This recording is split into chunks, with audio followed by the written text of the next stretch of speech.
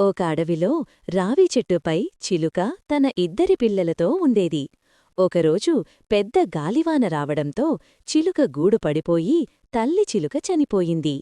అటుగా వెళుతున్న ఒక వేటగాడికి ఒక చిలుక పిల్ల దొరికింది. మరొక పిల్ల సమీపంలోని ముని ఆశ్రమంలో పడింది. ఆ చిలుక పిల్లను ముని బాలకులు చేరదీశారు. కొంతకాలానికి అవి పెద్దయ్యాయి. ఒకరోజు ఆ ప్రాంతరాజు అడవిలో వేటకు వెళుతుండగా వేటగాడి వద్ద పెరిగిన చిలుక రాజును చూసి, ఎవడో వస్తున్నాడు, తరిమేయండి వాడిని అంటూ అరిచింది. రాజుకు ఆ చిలుకపై అసహ్యం వేసి ముందుకు కదిలాడు.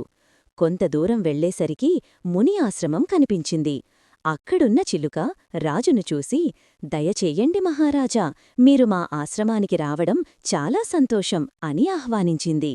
అప్పుడు రాజు, ఈ రెండు చిలుకలు చూడడానికి ఒకేలా ఉన్నాయి, కాని వీటి స్వభావంలో ఎంత తేడా ఉంది అన్నాడు. దానికి ఆ చిలుక, వాడు నా తమ్ముడే మహారాజా, వేటగాడి వద్ద పెరగడం వల్ల అలా మారిపోయాడని చెప్పింది. ఈ కథలోని నీతి ఏమిటంటే, పెరిగిన వాతావరణం బట్టే ప్రవర్తన ఉంటుంది.